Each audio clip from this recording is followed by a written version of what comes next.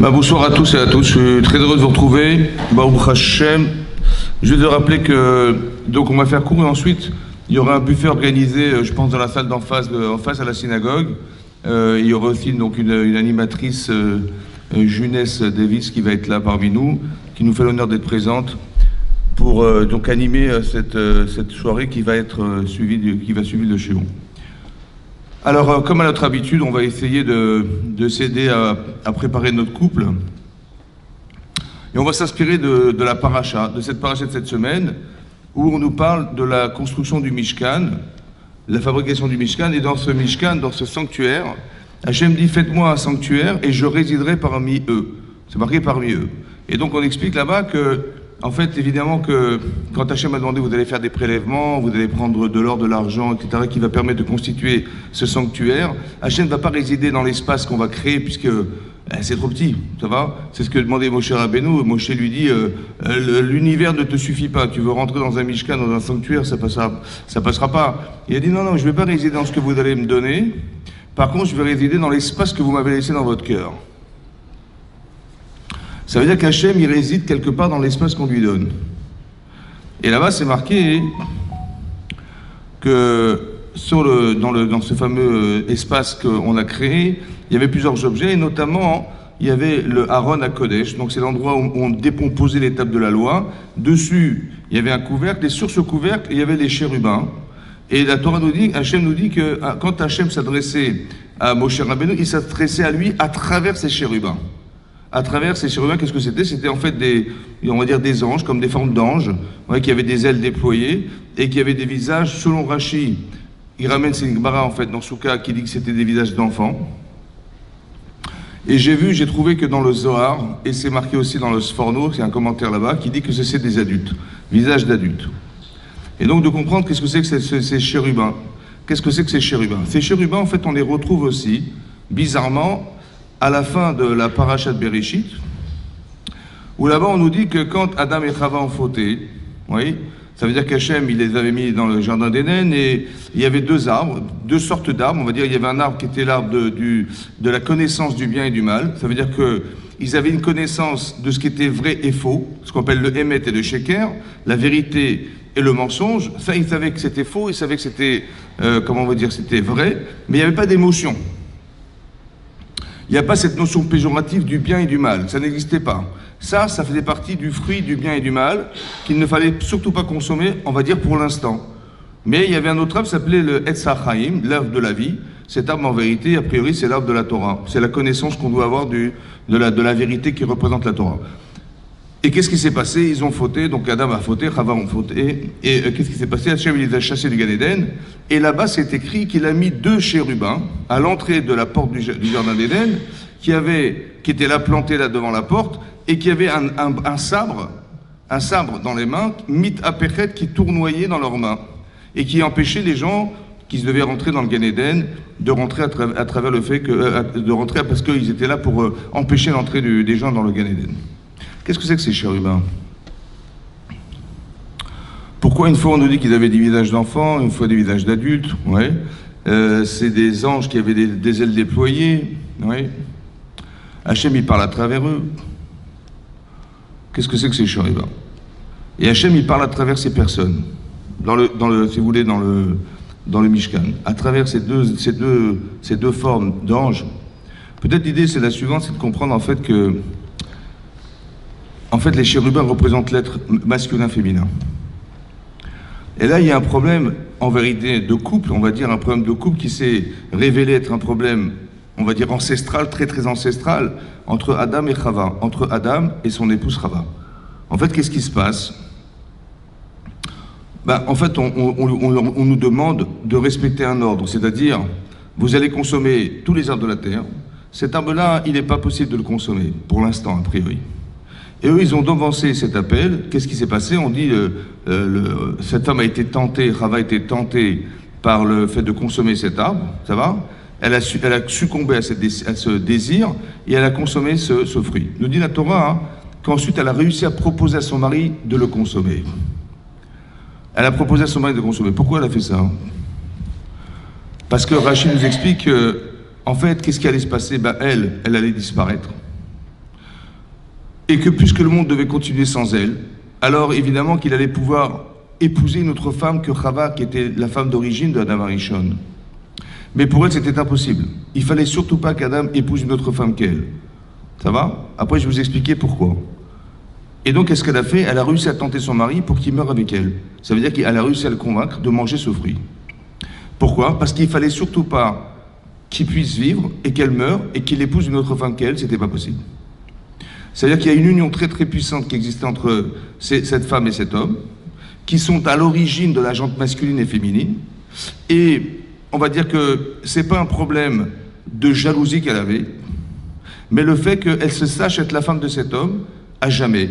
Et donc c'est impossible qu'il ait pu avoir une autre femme qu'elle, puisque c'est elle sa femme. Vous comprenez? Il y a comme une fusion qui existe dans un couple, qui fait qu'une femme, elle se sent être la femme de cet homme, et comme il ne peut pas en avoir d'autres, alors si elle pouvait pas assumer sa faute, alors il faut qu'il meure avec elle. Et c'est ce qui va se passer. Et qu'est-ce que décide Hachem? Il dit, dorénavant, tu vas devoir accoucher dans la douleur. Et vous savez que quand Hachem envoie un châtiment, c'est jamais pour punir. Ça veut dire qu'il faut comprendre qu'à travers les paramètres qui se trouvent dans ce qu'il a proposé, il y a une solution à la problématique de Chava. À chaque fois qu'Akadosh Baruch Hu envoie quelque chose, il faut arrêter de croire que Hachem nous punit ou je sais pas quoi. Non. Les paramètres qui existent dans ce qu'on doit subir sont la thérapie à notre problème intérieur. Toujours, toujours. C'est en ça que c'est extraordinaire. Parce que c'est une thérapie. Quand je vis quelque chose, quand je traverse une situation dans ma vie, c'est forcément pour être une solution à ce que je suis et non pas pour me poser des problèmes. En quoi le fait d'accoucher dans la douleur est une solution pour Chava? Pourquoi la femme doit accoucher dans la douleur? Alors j'ai pensé comme ça. C'est quoi son raisonnement? Qu'est-ce qu'elle a dit?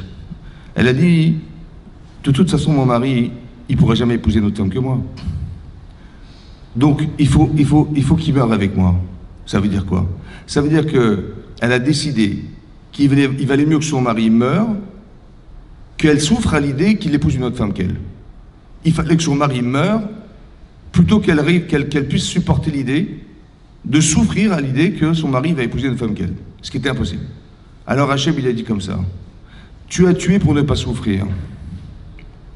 Alors il faut que tu te répares, que tu acceptes de souffrir pour faire vivre. Vous comprenez ça? C'est-à-dire, qu'est-ce qui est réparateur de, on va dire, ce rapport fusionnel qui existe entre elle et son mari, et qui lui fait défaut? C'est d'avoir tué pour ne pas souffrir. Alors Hachem dit, écoute, il faut que tu acceptes de souffrir pour faire vivre. Si ça ne te coûte rien, alors tu vas recommencer. Mais si ça t'a coûté, tu as pris de toi, tu as accepté, alors ça va réparer ton problème. C'est pas de l'égoïsme, on va dire, c'est de la fusion des êtres. Pourquoi je dis la fusion des êtres? Hein? Alors lui, c'est l'Adam. Alors lui, c'est quoi l'Adam? C'est pas vraiment le sujet, mais j'explique l'Adam. C'est quoi l'Adam? La question est la suivante. Hachem, il a dit à Adam, dorénavant, tu travailleras à la sueur de ton front. C'est ça qu'il a proposé. D'accord?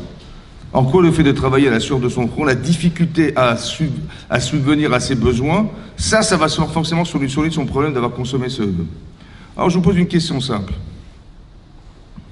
Hachem lui a dit comme ça, écoute, tu peux manger de tous les fruits de la terre, à la différence que celui-là, là-bas, tu vois, cet arbre là-bas de la connaissance du bien, celui-là, tu ne peux pas le manger. Et si tu meurs, et si tu manges, tu meurs.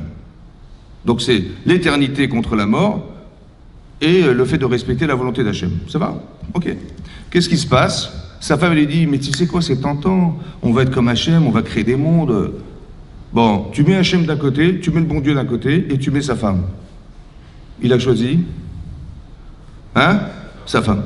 Tu lui mets dans le doute, il va mourir, parce que Hachem lui dit, si vous mangez, vous allez mourir. Mais elle dit, mais pas du tout, c'est pas comme ça, on va jamais mourir, etc., etc.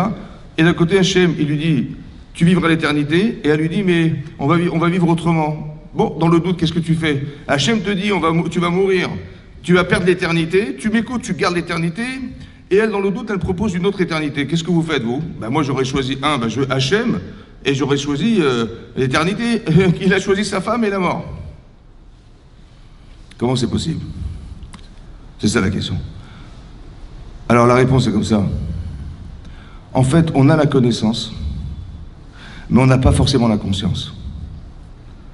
Le désir, il est plus fort que la connaissance. J'ai tellement envie.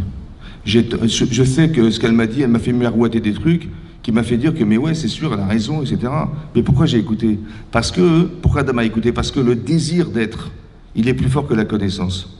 À chaque fois que vous serez confronté dans votre vie à ce que vous savez, et que le désir, qui est contraire, il va se présenter, il va forcément balayer la connaissance. Pourquoi? Parce que si mon cerveau me dit, mais ce désir, tu vas pas souffrir de t'en priver.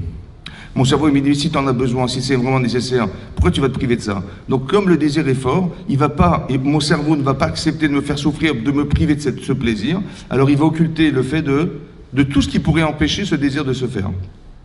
Et donc il va éliminer Dieu. C'est comme ça que ça marche. Qu'est-ce que lui dit Hachem? Tu vas travailler la sueur de ton front. En quoi c'est réparateur? Alors c'est simple. Il existe des éléments qui sont présents dans la nature, ouais, qui ne dépendent pas de l'homme. Ça va? D'accord? Qu'est-ce qui va se passer? Il va se préparer sa charrue, il va commencer à labourer la terre, ça va? C'est ça qu'il va faire. Il va labourer, ok? Et en labourant, il va se rendre compte, à un moment donné, sa charrue, la lave, elle va casser sous la terre. Il dit, qu'est-ce qui s'est passé? Manifestement, il y avait, je sais pas, un rocher sous la terre. Il dit, écoute Hachem, il faut que je mange. Il faut que je mange, donc je t'en prie, je vois pas sous la terre. Fais en sorte que, quand je laboure, ma charrue, elle va pas cogner contre un rocher. Et il prie comme un fou, ok. Bon, il va atteler sa charrue de nouveau, il va labourer.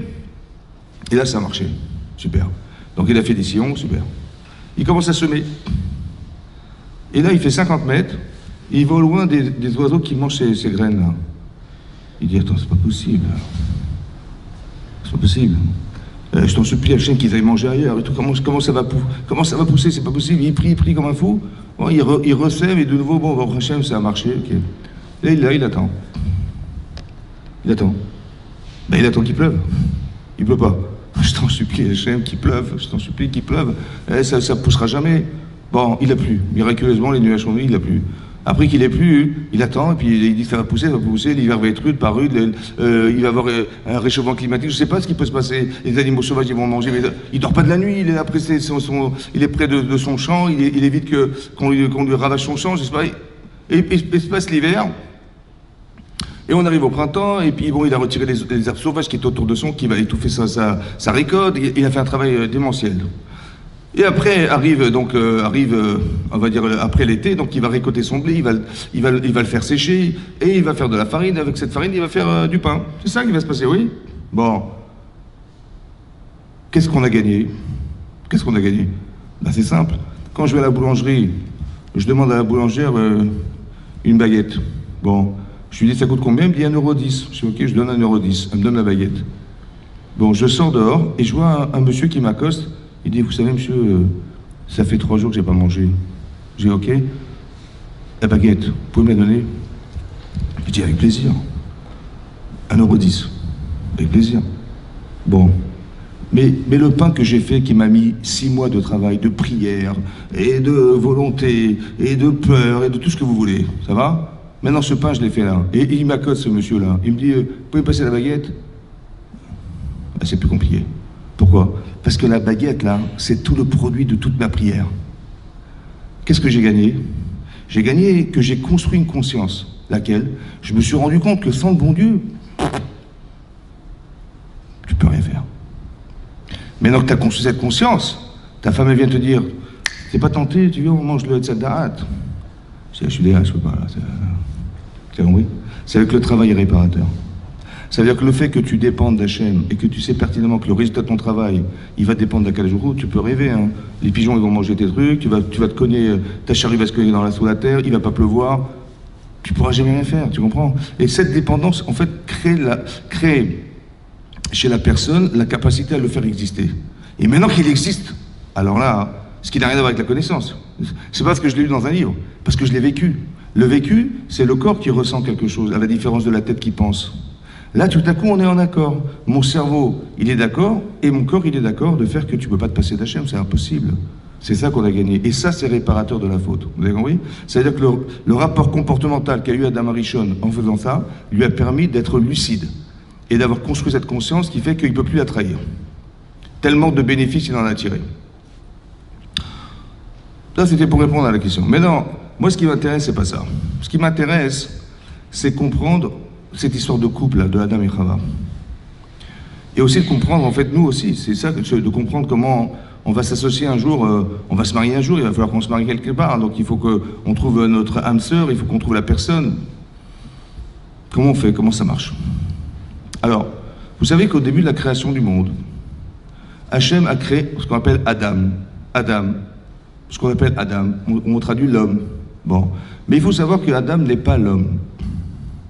La preuve, c'est que quand Hachem, il a détaché de l'homme la partie féminine, parce qu'il a créé en fait un être masculin-féminin au départ, il a détaché cette partie féminine qu'il lui a présentée, il a dit, Adam, il a dit, cette personne s'appelle Isha, elle s'appelle Isha, femme, Kimi Ish Lukarazot, parce qu'elle a été prise de Ish. Moi je m'appelle Ish, elle s'appelle Isha.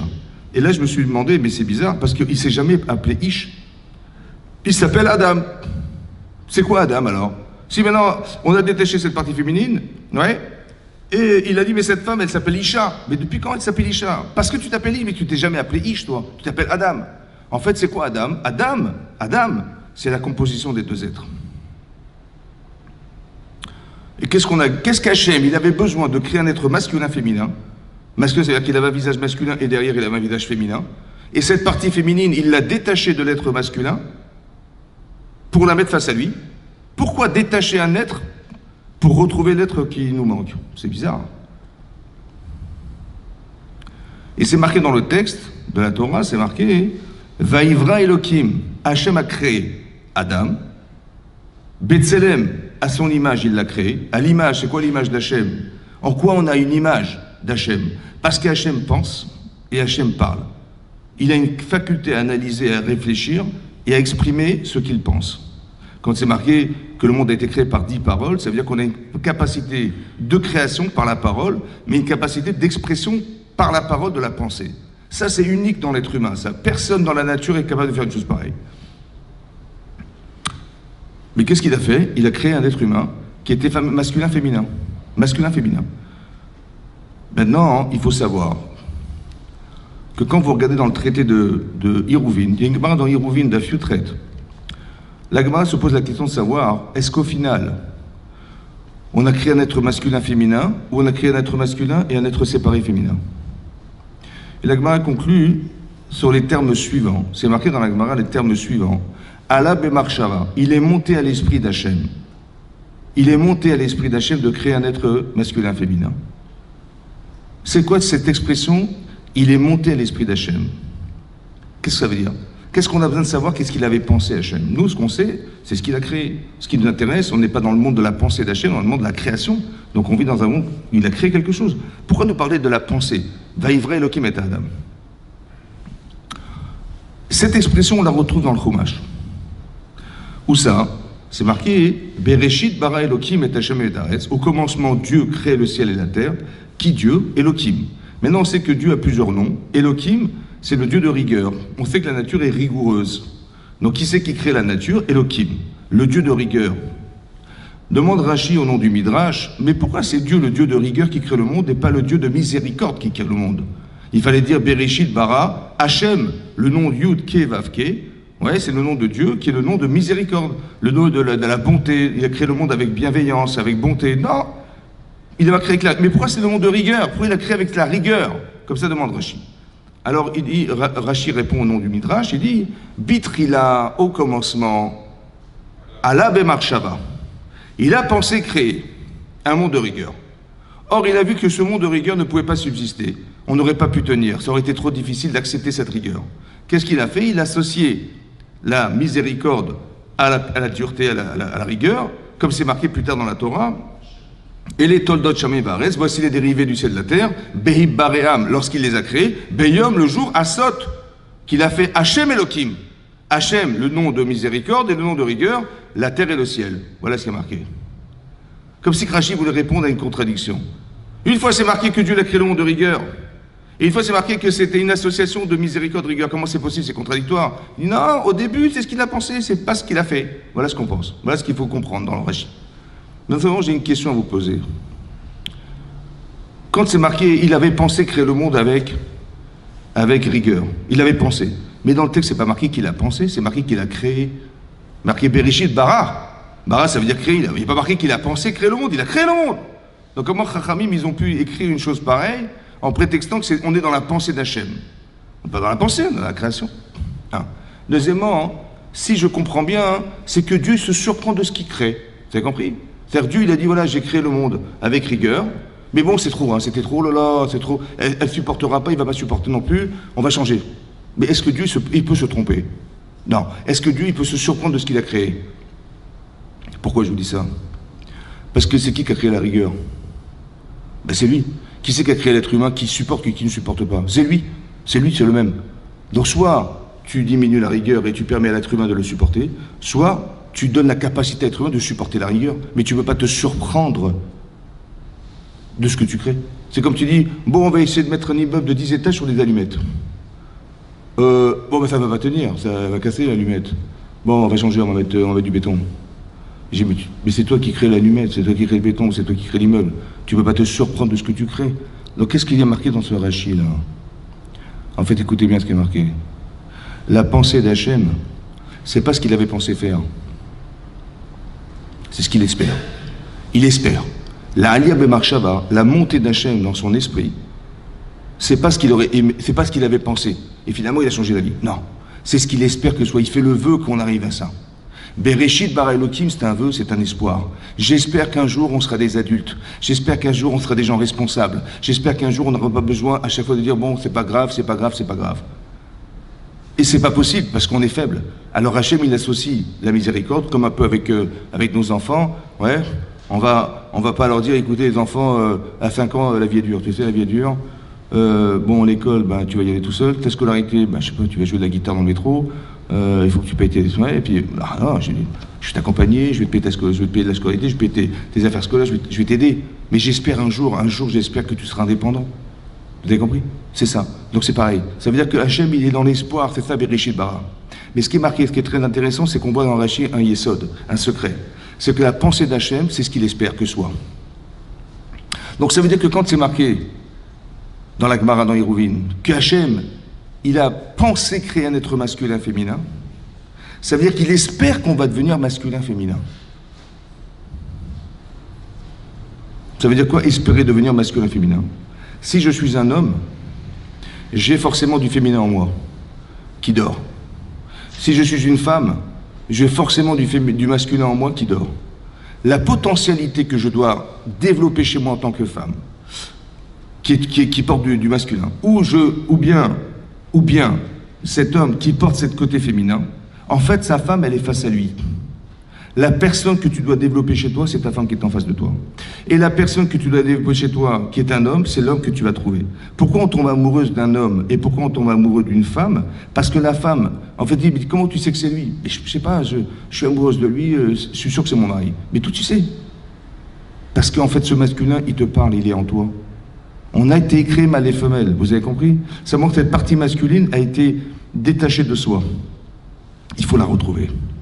Il faut être dans des prédispositions à se dire, c'est ça qui est extraordinaire dans la Torah, d'expliquer qu'en vérité, on a tous une partie féminine, une partie masculine. Et ça, c'est le but à atteindre, c'est-à-dire arriver à être des êtres masculins féminins. Qu'est-ce que veut dire être masculin féminin? Qu'est-ce que ça veut dire? Ben, on est des hommes, on n'est pas des femmes. Et cette femme, elle est une femme, elle n'est pas un homme. En fait, le problème, il est le suivant, je vous explique. Il y a de vivre ensemble, et c'est ça qui peut faire peur, c'est l'antinomie des êtres, c'est-à-dire qu'on n'a rien à voir ensemble en fait. Parce que des hommes, ils ont des sensibilités masculines, ils ont des réflexions masculines, ils ont des logiques masculines, ils ont un corps différent, ils ont de la force, voilà ce qu'ils ont. Et les femmes, elles sont différentes, elles ont une sensibilité féminine qui est différente, elles ont des intuitions, elles ont elles ont des sensibilités, elles ont des valeurs, elles ont des sentiments, des logiques différentes. Et on se rend compte en fait qu'on nous demande d'exister avec quelqu'un qui ne nous ressemble pas. Donc c'est pas possible de vivre avec. Comment vous allez vivre avec quelqu'un qui ne vous ressemble pas? Et il veut acheter une voiture, elle va acheter une bague. Il veut acheter, je sais pas moi, de la bière, il va acheter un parfum. On n'a pratiquement rien à voir ensemble. Mais comment réussir à exister avec un être qui n'est pas en mesure de vivre avec moi? Pourquoi Hachem il a fait qu'il y ait quelque chose qui soit antinomique dans la relation? Justement ça. Est-ce que tu vas faire l'effort de t'acclimater à la différence? Est-ce que tu vas comprendre que si tu restes une femme en couple, tu vas souffrir. Parce que ton mari n'a rien à voir avec toi. Si tu restes un homme en couple, tu vas souffrir. Parce que tu vas être face à une femme qui n'a rien à voir avec toi. Alors il faut que tu comprennes un jour dans ta vie que cette partie féminine, en fait, c'est ta partie à toi. Mais il faut que tu l'atteignes.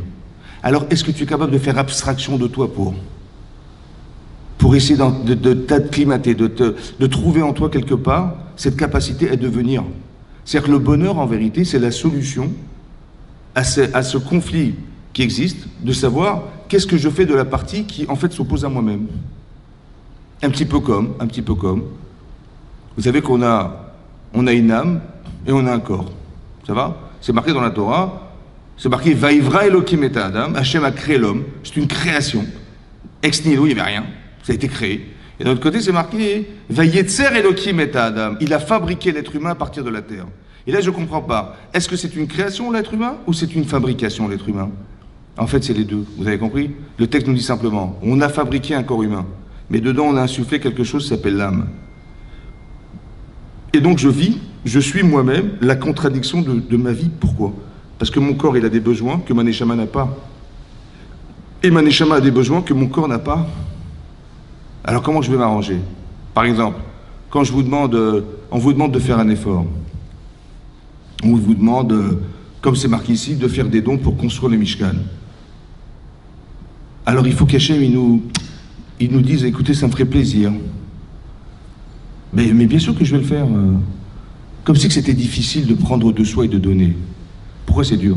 Ma neshama me dit, mais fonce. Mais le bon Dieu te demande, mais qu'est-ce que tu attends? Et mon corps il dit, mais pourquoi moi? Mais cet argent, je peux en faire la garder, j'en ai besoin. Et qui me dit que je vais en trouver demain? Et toutes ces questions, en fait, elles viennent pas de mon âme. Elles viennent de mon corps. Toutes les questions qu'on se pose, mais il faut faire un effort. Il faut se lever le matin, il faut faire la prière. Mais j'ai pas envie, moi. Mon âme, elle me dit, mais qu'est-ce que t'attends? Mais lève-toi. Et mon corps me dit, attends, t'as vu l'heure qu'il est? Et puis bon, ils auraient pu faire la prière un peu plus tard. En fait, la question que je me pose, elle vient pas de ma neshama, elle vient pas de mon âme, elle vient pas de côté de la moralité qui est en moi, elle vient de mon corps, simplement de mon corps qui, lui, c'est de la terre. Il veut dormir, il veut se reposer, il veut... Et ça, c'est antinomique. Comment tu vas faire la paix entre ton corps et ta neshama? Comment tu vas faire la paix entre ton épouse et toi? Alors, il faut que tu t'acclimates, il faut que tu comprennes comment tu fonctionnes. Il faut que tu comprennes comment tu fonctionnes. Parce que mon corps a des désirs, et mon cerveau, il n'a pas forcément envie de les faire. Mais si tu ne les fais pas, tu vas souffrir. Par exemple, quand on a la faim, mon corps, il a des gros gueux, j'ai des gros gueux dans le ventre. Bon, mon corps, il est là, et il attend que je trouve une solution pour qu'il aille manger. Alors mon cerveau, il dit, bah écoute, qu'est-ce que tu aimes? Bah, j'aime bien, j'aime bien la charcuterie, ou j'aime bien, un beau steak avec des frites. J'ai quoi? Bah, on va acheter de la viande avec des frites. Mon cerveau, il comprend mon corps. Mon cerveau, il comprend les besoins. Mon cerveau, il va réaliser des désirs. J'ai envie de partir en vacances? Bah, mon cerveau, il dit, bah, où tu vas aller? Bah, je sais pas, j'ai vu des... montre-moi des catalogues. Bah, la Grèce, ça m'intéresse. Ah, il fait beau. Où est-ce qu'il fait beau? On est en hiver. C'est les vacances. Où est-ce que... Bah, ton cerveau, il va trouver des solutions à un besoin corporel.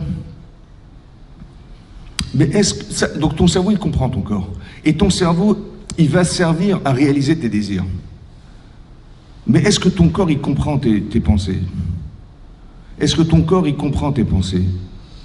Quand tu es un peu trop philosophe, ton corps, il réagit pas à ce que tu sais, parce que il comprend pas. Il comprend pas. Ça veut dire, tu parles de philosophie, tu parles de religion, tu parles de bon Dieu, tu parles de... Wow, mais pourquoi je réagis pas à ça? Parce que mon corps ne comprend rien à la rationalité. Alors il faut que je sois capable de mettre des émotions dans quelque chose qui est rationnel pour qu'il arrive à comprendre. Comme si mon corps était un enfant, il faut que j'apprenne à discuter avec un enfant pour que mon corps il accepte ce que je vais lui dire. Peut-être la mitzvah d'avoir des enfants, c'est de la mitzvah de pouvoir expliquer à un enfant. Si tu sais le faire, alors tu pourras le faire avec toi-même, puisque ton corps c'est un enfant. C'est peut-être là la mitzvah aussi d'avoir des enfants. Et donc quelque part, qu'est-ce que je vais faire? Donc c'est moi qui décide. Donc qu'est-ce que je suis en train de vous expliquer?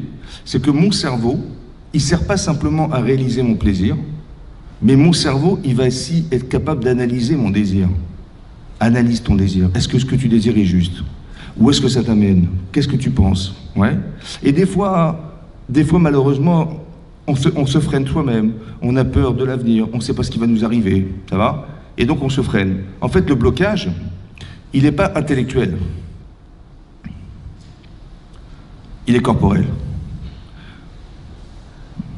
C'est pas un problème intellectuel. Tu dis, mais si tu as peur, tu as bien réfléchi. Les gens me disent, vous savez, j'ai bien réfléchi, je vais pas le faire. Non, t'as mal réfléchi. Parce que si tu réfléchis pour ne pas faire, c'est que tu as mal réfléchi. Si tu réfléchis pour ne pas trouver des solutions, c'est que tu as mal réfléchi. C'est pas ça réfléchir. Réfléchir, c'est pas trouver des arguments pour ne pas faire. En fait, tu réfléchis pour alimenter la peur que tu as de t'investir. C'est pas comme ça que ça marche. Il faut que tu réfléchisses pour trouver des solutions. C'est ça qui m'intéresse. Qu'est-ce que tu as trouvé comme solution? C'est différent. Ta réflexion, elle est là. Ça veut dire que tu as envie ou tu n'as pas envie. Mais pourquoi tu n'as pas envie? Pose-toi la question. Pourquoi ça bloque? Pourquoi tu n'y arrives pas? Réfléchis. Réfléchis, ça veut dire, essaie de voir, honnêtement, regarde-toi dans la glace et essaie de comprendre qu'est-ce qui bloque. Parce que Hachem, il ne peut pas te proposer ton zivouk si tu as peur. Il ne peut pas te proposer quelque chose si tu n'es pas capable de pouvoir être en adéquation avec ce qu'il espère te proposer. Donc solutionne-toi et tu verras que... Vous savez, une fois, ça m'est arrivé une histoire personnelle. Hein. Je donnais, il y a 20 ans, je donnais un cours dans le 13e arrondissement. Et donc j'avais un pipe, je rentrais dans un parking. Bon, et de toute façon, tous les jeudis soirs, c'est plus tous les jeudis soirs, il y avait un cours. Et je descendais au parking. Et une fois, il y a un élève à moi, il m'appelle, il me dit, écoutez Raph, je trouve pas de place. Je dis, écoute, je suis devant le parking, je t'attends, on rentre ensemble. Il me dit, ok. Donc je l'attends, il arrive, on rentre dans le parking. Bon. Et dans le parking, on monte dans le bâtiment et on fait cours. Il était tard déjà, il était déjà à minuit. Hein. On sort du cours, on descend. Tu vois pas que je démarre ma voiture démarre pas. Et c'est pas qu'elle démarre pas, c'est que quand j'ai mis la clé pour démarrer, en fait j'avais un problème de batterie, et quand j'ai remis les cosses, les portes se sont fermées. Et la clé était dans la voiture. Il était minuit. Et il était là. Alors il me fait, mais qu'est-ce qu'on fait? J'ai dit, écoute, je suis embêté. Bon, j'appelle ma femme, on avait des doubles. Mais j'étais dans le 13e arrondissement de Paris, et moi j'habite à Épinay-sur-Seine. C'est vraiment... Et je l'appelle, et je dis, écoute, regarde, je suis embêté, j'ai laissé les clés de la voiture dans la voiture, elles sont bloquées, et j'ai quelqu'un qui est avec moi, il peut m'accompagner. Il me dit, écoute, je t'attends. Et donc, on est parti en voiture, et je l'ai accompagné. Et je commence à parler avec lui, et tout ça. Je dis, alors tu t'es toujours pas marié? Il me dit, maintenant. Et puis on commence à discuter, et je me suis rendu compte qu'il avait des blocages sur des blocages et des blocages. On a parlé pendant 3/4 d'heure, 1 heure. Et donc, après, on a pris la clé de la voiture, on est retourné dans le 13e, il m'a raccompagné, donc on a passé presque 1h30 ensemble.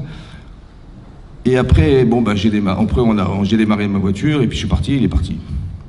Il m'a dit, vous savez, Raph, ce qui s'est arrivé? Je fais, non. Il dit, 3 mois plus tard, j'ai trouvé ma femme.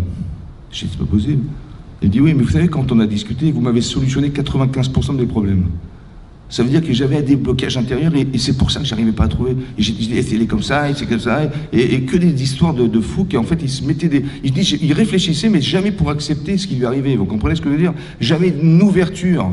Et donc, s'il n'y a pas d'ouverture, forcément, il y a des blocages, et des blocages, bah, Dieu veut bien proposer, mais il ne peut pas, parce que si tu ne veux pas accepter, ou tu as peur de je sais pas quoi, ça ne pourra pas marcher.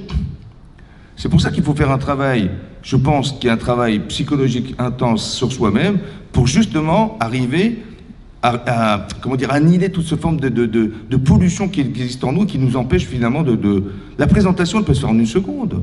C'est un problème de conception. Comme je vous avais expliqué, vous savez, quand Abraham, il demande à Eliezer d'aller trouver une femme pour Yitzhak, et Yitzhak, il attendait, donc Eliezer donc Abraham demande, et qu'est-ce qu'il fait? Eliezer, il n'avait pas été chercher une femme. Bizarrement, c'est bizarre, il n'a pas été. Qu'est-ce qu'il a fait? Il a fait la prière. Et là, j'ai pas compris, mais c'est pas le moment de prier, c'est le moment de... On te dit, va faire des fiches, remplis des fiches, va voir les filles, va les scanner, discute avec elles, tu vas sûrement trouver une fille qui correspond à Yitzhak. Il a dit non. Pourquoi? Parce que, en fait, quand on réfléchit objectivement, bon, la fille, tu la trouves. Bon, qui me dit que ça va être elle? À part ça, hein, aujourd'hui, super, et demain. Vous avez compris? Maintenant, comme je n'ai pas de certitude, alors je préfère pas m'engager. Qu'est-ce que je fais? Écoute, si simplement tu pouvais me la présenter, ouais, si je pouvais être que l'intermédiaire de ce mariage, ça me suffira. Parce que je n'ose pas penser que c'est moi qui vais la trouver. Je n'ai pas l'audace de croire. Donc qu'est-ce que tu fais? Tu dis, écoute, c'est pas dans mes mains. Et donc je me soumets complètement à ta volonté. C'est marqué comme ça dans le texte de la Torah, c'est marqué. Il n'avait même pas terminé sa phrase. Elle était là, la fille. Terem qu'il allait d'Aber. Il n'avait même pas terminé sa phrase, elle était là. Et il lui a demandé, est-ce que vous pouvez me donner la voix? Il a dit, bien sûr, à toi tes chameaux. C'est incroyable, ça veut dire quoi? Ça veut dire que la perspective de conception dépend de la personne. Si tu élimines toute possibilité que tu as de penser que tu vas exercer quelque chose, si tu penses que tu vas y arriver, bah vas-y. Ça peut prendre une semaine, ça peut prendre un an, ça peut prendre 10 ans, ça peut prendre 20 ans. Par contre, si tu penses que c'est pas dans tes mains, et c'est logique que ça n'est pas dans tes mains, parce que tu la connais pas et tu sais pas ce qui va se passer demain, tu sais pas ce qu'elle va devenir, ou tu sais pas ce qu'il va devenir non plus. Donc il faut avoir cette capacité mentale à se dire, de toute façon, je ne peux pas trouver toute seule. Donc qu'est-ce que je fais? Ben voilà, je parle de moi, je me présente dans des cours, etc. Et Hachem, c'est lui qui va pouvoir à cette solution. Moi, c'est pas dans mes mains. Je vais trouver la personne et puis, comme par hasard, ça va être lui. Comme par hasard, ça va être elle. Le hasard, c'est l'incapacité de croire que des choses, elles ont été pensées. C'est le hasard. C'est quoi le hasard? C'est Hachem. L'improbabilité des choses, c'est lui. Vous comprenez? Il a demandé deux choses incroyables. Il a dit, si elle me donne à boire et à mes chameaux. Bon, il avait 10 chameaux. Et un chameau, ça boit 100 litres d'eau. Ça veut dire qu'il faut qu'elle me dise, oui, bien sûr, à vos chameaux, je vais puiser une tonne d'eau. Une tonne d'eau, mais c'est impensable. L'improbabilité révélatrice que Hachem, c'est lui qui l'a choisi. Parce que c'est improbable. C'est ça. Donc l'improbabilité, c'est un révélateur. Et c'est ça que je voulais. Je voulais que ce soit lui. Je voulais être sûr que c'était lui. Maintenant, je rencontre la personne, bah déjà ça me soulage, parce que c'est tellement improbable. C'est sûrement quelque chose derrière qui va me faire savoir qu'Hachem, il m'a proposé quelqu'un qui me correspond. Et après, je discute avec lui ou avec elle et je me rends compte que ça va. Ça veut dire qu'il faut se livrer, il faut être capable déjà de se dire, mais est-ce que quelque part, j'ai pas des petits blocages intérieurs? J'ai envie de trouver mon âme sœur, mais est-ce que quelque part, est-ce que le terrain, il est sensible à cette chose-là ou pas? C'est ça que je me demandais. Vous avez compris? C'est un peu comme je vous avais expliqué que quand Avram, il avait toujours pas d'enfant avec sa femme, Sarah, qu'est-ce qu'a fait Sarah? Ben, elle a dit, elle avait une élève extraordinaire qui s'appelait Agar, qui était une princesse d'Égypte, mais c'était sa meilleure élève. Et elle a dit, bon, mon mari, je sais qu'il aura des enfants, c'est ce que lui a dit Hachem, mais il m'a pas dit que j'en aurais avec lui. Moi, j'ai pas su. Lui, il a su, moi, j'avais pas su. Qu'est-ce qu'elle a fait?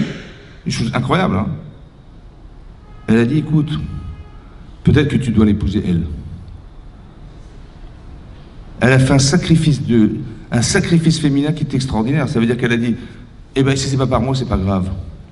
Elle a fait un sacrifice de femme pour son mari, en espérant qu'il aurait des enfants grâce à elle. Ça va? Qu'est-ce qui s'est passé?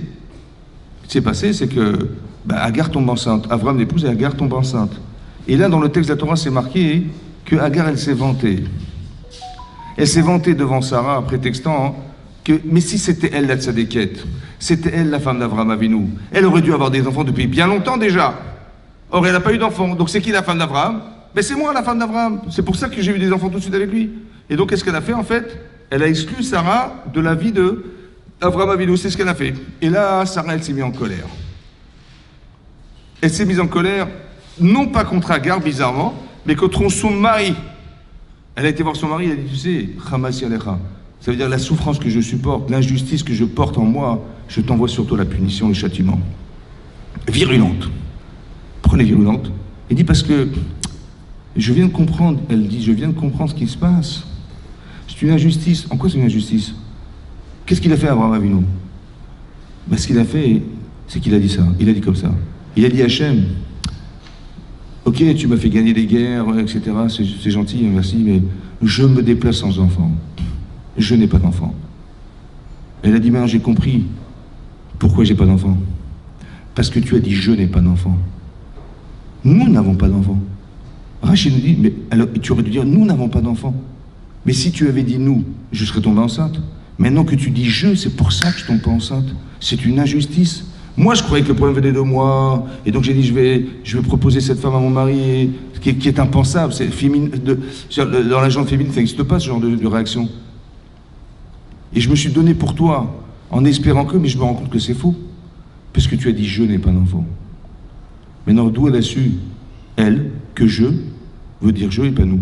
Vous savez, quand vous partez en vacances, si je vous demande, mais où vous partez, je dis, je pars en vacances. Où tu vas? Je prends ma femme et les enfants, évidemment. Quand je dis je, ça veut dire nous. D'où elle a su que je veux dire je et pas nous? Vous savez d'où elle a su? Parce que si vraiment Sarah existait chez Abraham et qu'il entend Agar dire d'elle qu'elle n'est pas la femme d'Abraham, il aurait dû réagir. Or, il n'a pas réagi. Ça veut dire qu'elle a vu qu'elle n'était pas présente dans sa vie. Et comme elle n'est pas présente, donc je veux dire je. Sinon, ça aurait été nous. Vous avez compris ça? C'est comme ça qu'elle a su. Parce que si tu ne réagis pas à la souffrance de ton épouse, ben c'est que tu l'aimes pas assez. C'est pour ça qu'elle a compris que quand tu as dit je n'ai pas d'enfant, ça ne veut pas dire nous. Parce que si ça voulait dire nous, tu aurais pensé à moi et tu aurais réagi lorsqu'elle s'est permis, madame, d'oser dire que je ne suis pas la femme d'Abraham. Vous avez compris ça? C'est ça qui l'a rendue folle. C'est ça qui a fait qu'elle était virulente. Ça veut dire qu'une femme, elle est très associée à son mari, elle aime son mari, mais il faut faire attention que dans son émotion, ça ne se retourne pas contre elle, ça ne la dessert pas. Et ça, ce qui va se passer. Vous avez compris? C'est ce qu'elle a dit. Elle a dit c'est une injustice, ou bien c'est un vol. Parce que tu écoutes ma honte et tu te tais. C'est très féminin aussi ça, ouais, qu'il y a quelque chose de très très très puissant chez une femme, c'est de se sentir exister pour son mari. Et lorsqu'il y a une forme de négligence qui est faite de cette manière, alors il y a quelque chose qui va être d'une forme de virulence qui est très très forte chez elle, plus forte que chez un homme. D'où c'est tiré ça? D'où on sait ça? Oui. Parce qu'en fait, il y a une Gemara dans Sota d'Afyuzaï. La Gemara dit là-bas comme ça. Au début, on a parlé de Ish ve Isha. Homme et femme, c'est ça qu'on a dit, oui. Maintenant, comment on écrit Ish? Aleph, Yud, Shin. Aleph, Yud, Shin. Comment on écrit Isha? Aleph, Shin, He, Isha. La Gemara dit, si il y a la Shekhinah entre eux, il y a la présence divine, on retrouve le Yud chez l'homme et on trouve le He chez la femme, Shekhinah Benehem. La Shekhinah se trouve entre eux. Comme on a dit au début du cours, la Shekhinah se trouve entre les chérubins. Alors, homme et femme, ça existe. Mais si vous enlevez le Yud de l'homme et vous enlevez le He de la femme, il reste Esh, le feu. Et là-bas, on dit que si tu enlèves les deux, Esh ochaltam, le feu les dévore. Ce feu-là, il les mange. Et l'Agma continue de dire à Marava que le feu de la femme, il est plus fort que celui de l'homme. Il est plus virulent que celui de l'homme. Pourquoi, dit l'Agma? Parce que, comme on écrit Isha, Aleph, Shin, et il y a déjà le feu Esh. Et le E, tu l'as rajouté sur du feu. Alors que l'homme, qui a un Yud qui sépare le Aleph du Shin. En fait, l'homme, il ne comprend pas sa femme parce qu'elle a quelque chose de très très puissant en elle, ouais, que lorsque c'est frustré, ce feu les dévore. Tu m'as fait ça, tu vois ce que je vais te faire. L'homme, il y a un Yud qui sépare ce feu-là. De quelle nature est ce feu? Pourquoi chez la femme, il y a un feu bizarre? Un feu très puissant. D'où il sort ce feu? C'est quoi cette nature de feu? Alors il faut que vous sachiez une chose. Il y a deux feux. Il y a le feu que vous connaissez. Ouais, si vous grattez une allumette, ben le feu, il brûle et il consume le bois de l'allumette. Donc à la fois ça vous sert et ça vous dessert. Ça sert parce que ça vous éclaire, ça vous réchauffe. Mais au même moment que ça vous réchauffe ou ça vous éclaire, ça brûle, ça détruit en fait, ça détruit. Ça c'est le feu que nous avons. Il y a un autre feu qui existe mais qui ne détruit pas. C'est le feu du buisson ardent. Ce feu-là en fait il existe, il brûle, mais il ne consume pas. Consume pas. Mais non, ce feu il brûle mais ne consume pas. C'est quoi ce feu? Ben c'est le feu, c'est Hachem. Ça veut dire que chez la femme, il y a un feu spécial, qui est un feu divin. La réaction qu'elle a, ouais, en fait, est divin. Il y a quelque chose de très sensible. C'est pour ça qu'une femme a de l'intuition. Elle ne peut pas t'expliquer, mais c'est comme ça, elle ressent les choses. Mais d'où ça vient ça? Ça vient de ce feu-là. La femme, elle a quelque chose de très spécial. Maintenant, il ne faut pas qu'on l'utilise contre soi-même. Ça veut dire qu'elle devient virulente contre son mari, et là, elle va carrément lui dire Hachem va juger entre toi et moi. Elle ne contrôle pas ce feu. Ça, s'il ne faut pas. Pourquoi? Alors, je vous explique un principe. Vous avez vu qu'elle aime son mari, mais qu'elle est déçue par sa réaction, et la déception est proportionnelle à l'amour. Ça veut dire, si elle n'aime pas son mari, bon, bah, il est bête. Mais si elle adore son mari, elle va être virulente contre lui. La virulence de la femme, c'est un révélateur, non pas qu'elle dénigre son mari, mais qu'elle l'adore, mais tellement qu'elle est déçue de ce qu'il est, qu'elle va s'énerver contre lui. Ça va? Ou on vit des situations où on aime les gens, et des fois on est déçu. Alors on peut avoir une déception amoureuse, une déchirure amoureuse, et là on peut tomber dans une déchéance morale, on peut perdre espoir, on peut perdre plein de choses. Alors écoutez-moi bien maintenant. Le feu d'Hachem il brûle mais ne consume pas. Ça veut dire quoi? comme ça. Vous avez vu à Hanouka, il y a eu un miracle. À Hanouka, il y a eu un miracle. Et on a retrouvé une fiole d'huile qui pouvait durer 24 heures. Or, il fallait qu'on puisse attendre 8 jours pour devenir pur, parce qu'on avait fait la guerre, et donc on était impur, et il fallait se purifier, ça prenait 8 jours.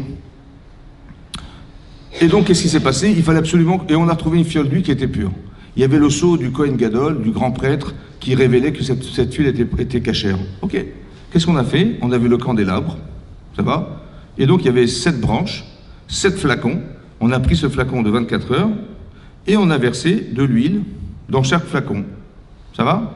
Donc cette huile, elle devait durer 24 heures. Si je divise par 7, ben, il devait durer 24 heures, ben, ça devait durer 3 heures et quelques. Chaque flacon d'huile devait durer 3 heures. Or, il a duré 8 jours. Miracle. Maintenant, je vous pose une question. C'est quoi le miracle? Est-ce que le miracle, c'est l'huile qui a résisté au feu? Normalement, quand tu allumes des bougies, tu allumes des veilleuses, ben, le feu, il va consumer l'huile, d'accord? Et ça va brûler, puis après, il n'y aura plus d'huile dans 1 heure. Dans 3 heures, il n'y aura plus d'huile. C'est ça, ouais? Donc, est-ce que c'est l'huile qui a résisté au feu? Ou bien l'inverse? C'est le feu qui n'a pas brûlé l'huile. Est-ce que le miracle de Hanouka, c'est le feu qui n'a pas brûlé l'huile? Ou bien le miracle de Hanouka, c'est l'huile qui a résisté au feu? Est-ce que le miracle est dans l'huile ou dans le feu? En fait, j'ai compris que le miracle est dans le feu. Ça veut dire qu'Hachem, ça brûle, mais ça ne consume pas. Hachem, ce qu'il te fait, ça brûle, mais ça ne consume pas. Ça veut dire que si tu te déprimes de ce qui t'arrive, c'est pas Hachem. C'est ton Yetzirah qui t'a fait croire. Vous avez compris? Parce que ça fait mal, mais ça ne consume pas. Quand on a dit à Chava, dorénavant tu vas accoucher dans la douleur, ça brûle, mais ça ne consume pas. Quand il nous arrive quelque chose, si quelqu'un tombe dans une déprime, pour X raison, et puis qu'il a du mal à se marier, ou je sais pas quoi, ou il a vécu ses parents divorcés, ou je sais pas ce qui s'est passé, ou il a une déception amoureuse, ou là, il a lui-même divorcé, c'est un traumatisme, et ça c'est une chose, ça brûle, mais ça ne consume pas. Ça veut dire que ça ne peut pas nous détruire, ce qui nous arrive.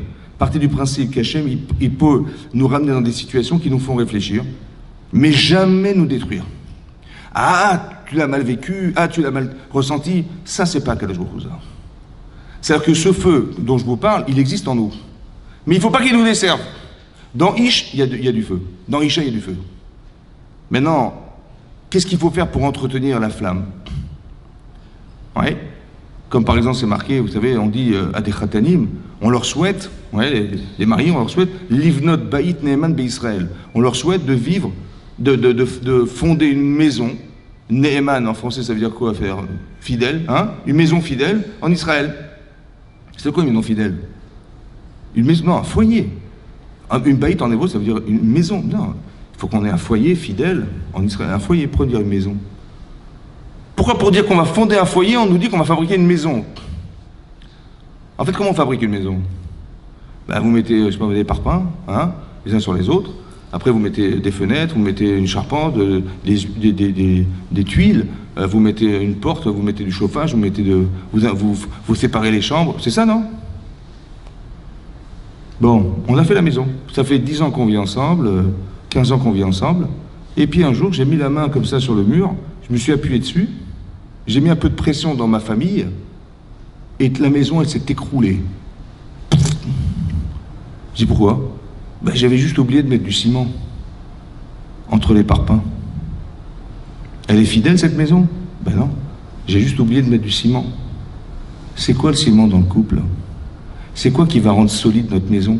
C'est quoi ce qui va faire qu'elle va être fidèle, cette maison? Est-ce que je suis sûr? Alors écoutez-moi bien. Le ciment, c'est d'abord d'être rassuré. Se rassurer, c'est-à-dire rassurer quand on rencontre quelqu'un, Be'ezrat Hashem, il faut que les premières années, je rassure mon épouse qu'elle a fait le bon choix. Je rassure mon mari, il a choisi la vraie femme qu'il a aimée. Rassurer la personne. Tant qu'on n'est pas rassuré, où tu vas, qu'est-ce que tu fais, pourquoi tu sors maintenant, j'ai pas confiance, vous avez compris ce qui se passe? Non, d'abord te rassurer. Rassurer ton épouse, rassurer ton mari.